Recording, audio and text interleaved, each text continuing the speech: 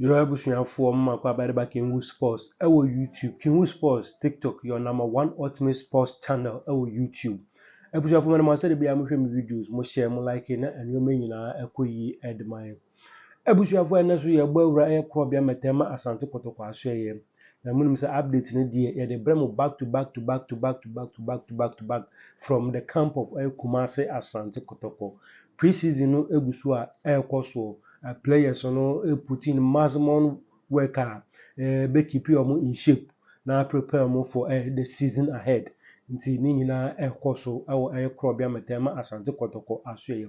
Na ebusuafo ene de ye gbo awura project a ekoso ewo adakoja achi wo no container project no. Ebusuafo almost started sa project no ye the update abramo back to back ama mo the progress and adwuma no nkoso and say na adwuma no ekɔ no ye de ni nyina abramo. Na ebusuafo ene de a ye de bramo die te say project no aduanim yie papa project no aduanim ya take shape a say wo hu a efe papa disi aye kase eye container project na ekoso wo adakoja ache no roofing no omo awie roofing no tiles a eso omoto tiles no omato tiles no painting works ekoso nneoma nkitinkiti bi a na ewo in a bad shape no saa nneoma ni na omo tutu omo fixing no baako enti saa project no abusuafo sisi akohu a efe yie papa omo make sure say they will put it in place na various offices ne gym ne cafeteria ne nneoma ekeka ho nyina no ebeye ready na team players coach sporting director and omo keka ho nyina enye omo offices na omo start omo dwumadie edi ama ayekrobia Kumasi Asante Kotoko. Nti container project ne de ebusuafo efe wo hwe adwuma a ekoso no ye ka kire mo say eye yawada no eye Joshop eye Mr. Osebra the executive chairman Friday no okupie mo ho eko inspect eye project a ekoso ho no kohwe ba bia adwuma no pempenso a anase mpomponso a adwuma na aduro ebusuafo adwuma ne die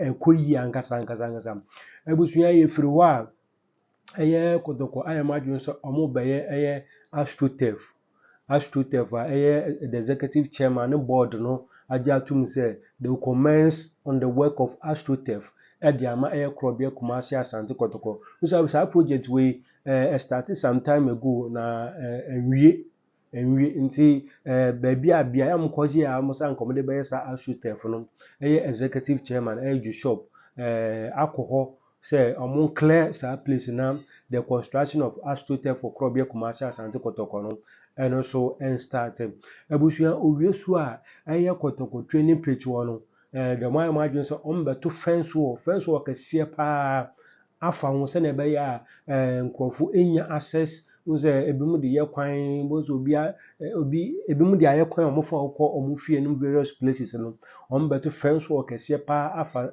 eye Kotoko training pitch no so na ebe ya amanfo enya access to that place now omo secure for the safety of the field, for the pitch and for the players at stake. So na be ya nneoma want to be emihwetwa omo akwam na players ne management ne staff ne technical team na safe was that place na omo atumi edi omo dwuma edi ama ekrobia Kumasi metema Asante Kotoko. Internet there update on the container project ekoso adakoja ache no ena ye di abramo na ebusua ensem we making na eye me boss Richardo Suarez Pepe ewo nchiremu bebre a ode ma ye efa eye Kotoko project a ekoso ewo adakoja ache wono mumi engoche Richardo Suarez Pepe na besa besisi a asa kopie mu ewo adakoja ache ye bro update on Asante Kotoko adwuma wanum eye ewo adakoja ache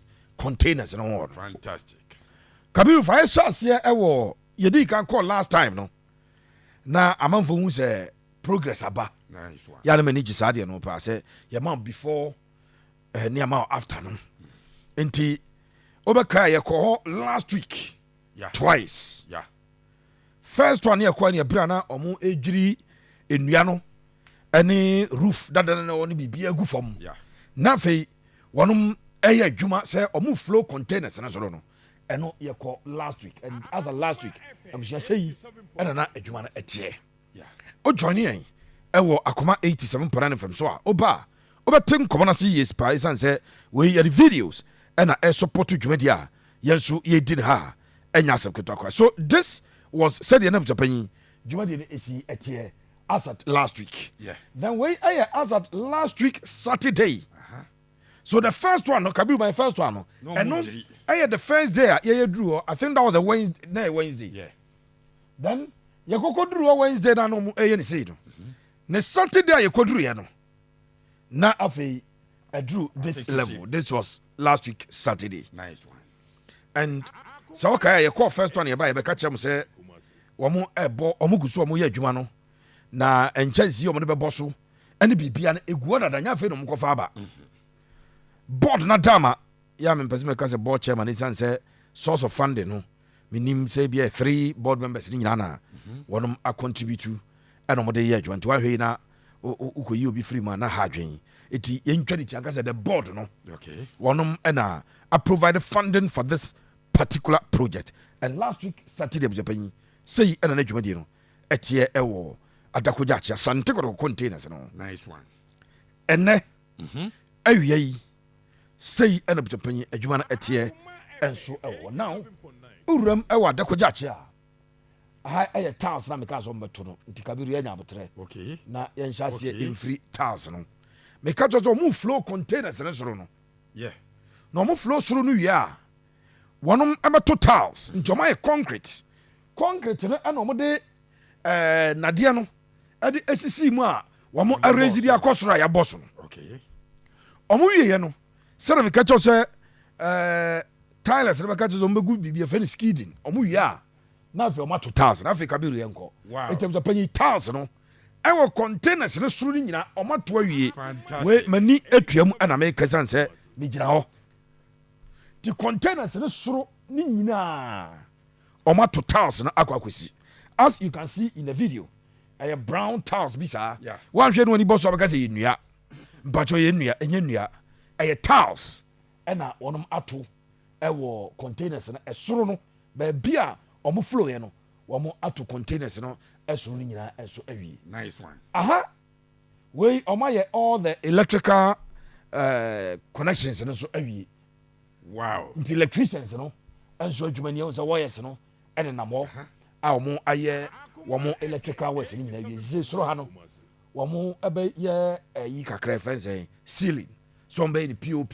so ɔmo bɛbɔ ne deɛ no minim but ɔmo bɛyɛ ti unhu sɛ ukɔ a unhu sɛ wires ne nam hɔ sɛdeɛ unhu naked wires yɛ nam hɔ yi but wei deɛ san so ɔmo gu so yɛ adwuma no ɛna yɛkyerɛ to ɔmo ayɛ wiring awie in fact there are some places a wɔmo ɛde ɔmo bulbs no koraa no ɛnso ɛde abobɔ hɔ ɛyɛ awie enti abusuapanyi woyɛ project yi a ɔmo abɔ dan no so nyinaa awie wɔn mfimfini na last week na nneɛma no gu materials ɔmo de yɛ adwuma gu hɔ no ɔmo clear hɔ nyinaa yɛ cleaning of ɛsoro ne nyinaa mfimfini nie wow ɔmo clear hɔ ne nyinaa awie ɔmo cleaning hɔ biribi a ɛsi yɛ yi firi obi ɔmo yi ɛde afiri hɔ fantastic ɛna wɔn ahyɛ paint ase nti wɔn dadeɛ yi wɔn sɛ dadeɛ asɛ baabi yɛ brown bi saa ɛyɛ painting work a ɛkɔ so na mekɔɔ yɛ no deɛ mehu yɛ ɛne sɛ memfa sɛ more of ɔmo spray nti ɔmo afa sprayers no a ɔmo use machine te sɛ deɛ yɛ spray car no ɛno bi ɛna ɔmo de yɛ adwuma nti nyɛ paint ne yɛde brush ɛbɔ adeɛ ma ne yɛde afa ho no wei aberanteɛ no ne ne mmeranteɛ no wɔnom spray no dendenden ɛnso ɛwɔ hɔ a ɛnyɛ asɛm ketewa so wei ɛyɛ the current state of the container project a Asante Kotoko ɛyɛ ɛwɔ adakoja akye no the current state ɛna bɛpanyin yɛtwa ho mfonyini ɛde akyɛ Kabiru wei ɔyɛ bɔ mu yɛbɛba so aba bɛyɛ wei ho adwuma enti ɛnadeɛ no ɔmo yɛ wɔ soro no nyina ɔmo awie nadeɛ no a ɔmo penti ɛnkyɛnse ɛso ɔmo de gu soɔ if you stand at this level sɛ wei yɛ a 360 short of it eti nkyɛnse no nyina bɛpanyin ɔmo abɔ so awie then cleaning works a ɛwɔ inner perimeter inside hɔ no ɔmo cleaning hɔ ayi nneɛma no nyinaa ɛde afiri hɔ oh nice ya ɔmo ayi nneɛma no ɛde afiri hɔ this is something that is going on currently. These videos are as fresh as the last, let's say, 1 hour or the last 2 hours. The and original these are videos taken by the production team of Pepe Suarez Media, led by DJ China. But of course, Akuma 87.9 FM, and so, inti also an adiano, painting no air cost one a painty a home pa and yasam ketwa. First day we went there, ye bro, videos of inside, no more at the 40 fella near the Fafa, or move a painty. Yeah, Kabin Fabura, a dining Bakuna, young painting work and also of the penny. A Drew say, Urum, our Dakojachi, Asante Kotoko. One, so this is last week. Okay. Last week, as at the timer, the coin, no, nothing, and a branch and a fella work. Now, Omababe painting. Now, let's enter the same room today. Now, Yancha Juma, and also Ewo, and the painting work is done. Wow. The painting work is done. Cleaning work inside the rooms are done. Fantastic. Cleaning works inside the room are done. Electrical works to be done. And paying fire on this side no. Or more I special designing painting be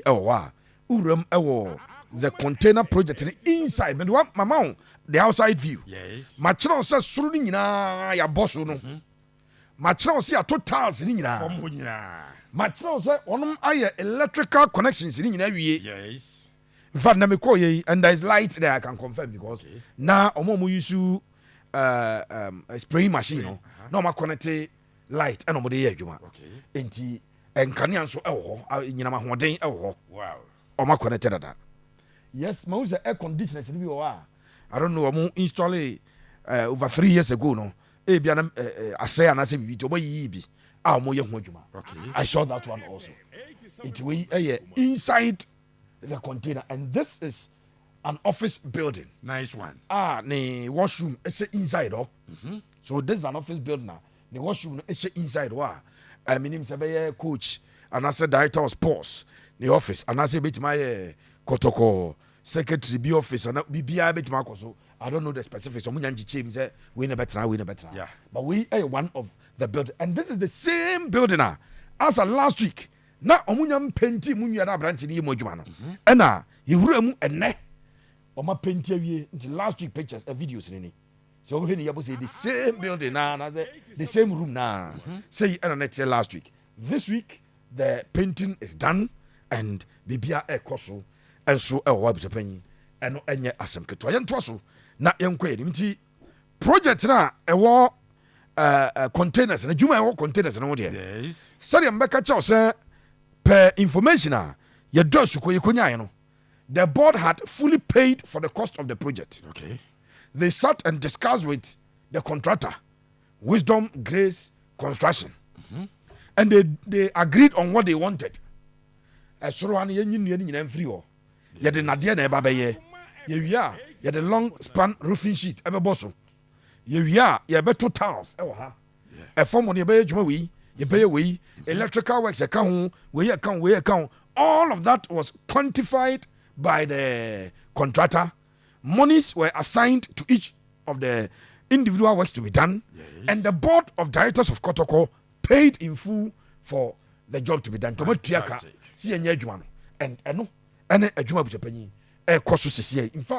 say ujina chire ana ujina inside ono. Now show the 360 view. Camera ne go around now share project now you see massive improvement. If you watch from this angle, you see massive improvement. Last time I make catch say enfimfia green ya yeni kan fan to just way enye natural grass. And omadua won enye grass. No initial plan ana na amponsa e de eba ya Kotoko Den board led by Dr. Che omudi sa so mko na nkan fifia swimming pool beda. Okay. Makacho say empanyfo a consider sa de no nkomodie bi akoso say komunya pool ni bi e for playing body na nkenya bad. But be a board no betima at a different location within the Adakudachi project na no. One ebitima. So we a round view of the entire project ekoso ewo containers in no. Wow. And betima catch say tiling work no the penny omowie done. The tiling work is done. Na ka ano kakra eno kra na mra ntie gina so. Ana omo eye ho adwuma ano na ewo edges no ɛna na ɔmo ɛyɛ ho adwuma ɔmo ɛto ho tiles no ɛnyɛ asɛm ketewa koraa wei ɛyɛ container project no adwuma ɛkɔ so ɛwɔ inside abusua yɛnya mfiri Adakogya akye Kabiru mame field ne mame of course yɛ sɛ da yɛkɔ hɔ deɛ a yɛkɔ kɔyɛ adwuma the original fella man abusua panyi Pepe Suarez maka kyerɛ sɛ grass baako no a nana penkramu dua wɔ hɔ no and kɔtɔkɔ asɛm deɛ ɛyɛ somehow yɛ ana mesere paa o ɛduru ta bi ana mesere ɔn sɛ kɔtɔkɔ ɛwɔ a standard pitch new one yeah it was constructed under Nana Penkra chairmanship now as the IMC chairman. yeah It is not talked about much. The bia say we catch on o prepare what dreams so bow. When they like you, they like. When they don't like you, they don't like you. Container project was done by the management of Nana Mposa and the board of Dr. Che. But you not hear anybody credit container to Dr. Che. Eti yana sanity omo don na Mposa no don pa and omo project ni ye pa. Ujina aha container mu. And I decided to make first shot at the aquasio. First field in the watch the difference in the grass. Shadi baby, ya. Kabiru baby, ochema no. Mano emra kakrai nanka. Ushe difference na of the penny. Wow. First field nini. back when yapa. Second field no watch. That field, I've told you, said the type of grass na could be. We must encourage everything in Ghana. Every venue in Ghana, in fact, Baba Sports Stadium, they need that type of grass.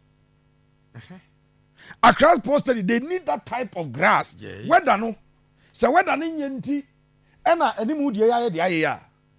Eda na ba ko ya. But two fields ni nyam so pani. Ensu ya di guso, fertilizer di guso ni nyina ya pe. But check the other one na wa kire no. Check how green the grass is. And this is a project Asante Kotoko enti womo ado pitch ni mienu nyina so. I'm very certain say season is just here. Kotoko ebe training more on the new pitch, no? Second pitch, no? Okay. Yeah, ebe training more on the second pitch, no, than this one. But the next one because who say omo ye new goal post. Two za hanko amiensa is yo. Yeah. First one is your two AC home. Yeah. Over this side ahanso be say who say omo the new goal post. O say bakusi nanim. Yes. Eti wamo eguso eye adwuma enso ewo a enye asem keto akra so eno eye Adakogya akye adwuma hodo abujapanyi ekoso no ena ye twa ho mfonyini ede aman ba bia ye dia ba de debris na woni bi ena omo eyegu abujapanyi sabajam Richard Pepe Suarez the fella man anse chairman solo ene cycles no omo ato wo no uru Adakogya akye a wo no de eda ase a kwakosi ba bia Kumasi Technical University KSU for on campus no one hotel busy no oma twice and auto one side na aka free size ti aka chire de no na aka enchemu de be fa the late of my ponko efie no na for the main one na efa ni mo no and no na mate se Kotoko one global supporters chairman Solomon Ofozuare on it the board chairman akodi nkomo okay board chairman sure Kotoko say supporters ne say enioma bi omo hia betima onom awie project no entem bia no omo nka nche no he will provide it. Fantastic. Asante Kotoko board chairman Bishop o say materials Kotoko supporters be hia chairman solonum e be hia no matimia conclude the fencing project no e wa Adakogya akye no. Yes. Ono Kotoko executive chairman oye ready say obeboa na wamo atumi anya sa materials no. Nice, na man. chairman fana no anka kwa me ade am pepa ye nipa buzapanyi oye action Odiso.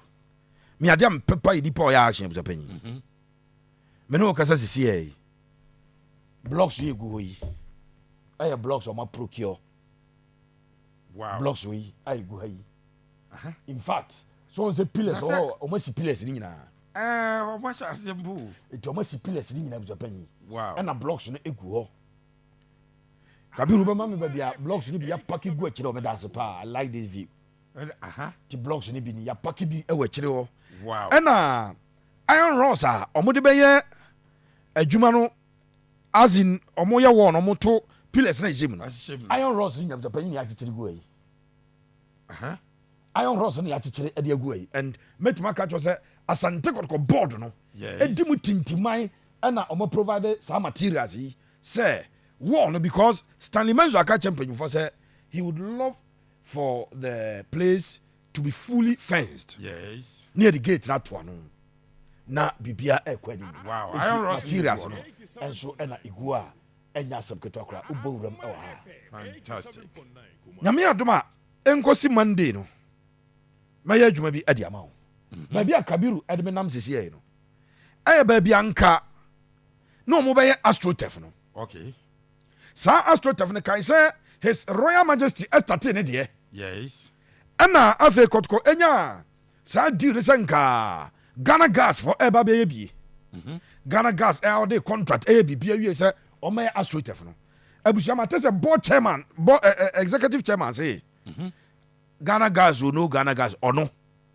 Obeye astrotef no for the Asante Kotoko. Wow. Enti sa Chairman area to no shop. na o ma clear ho no. Enne me kodu ho. Na ya clear sa area ha nyina. Nice one. And the same place no mo edimarketi o mo allocate for sa astrotef for Ghana Gas ebe no. Matese Kotoko chairman ene ne board no. Ya me pese be yo mafrim yo mfrim a wa utiem ya fa cheme because yente se bi board Bishop chairman Nkwa. one eh. Okay.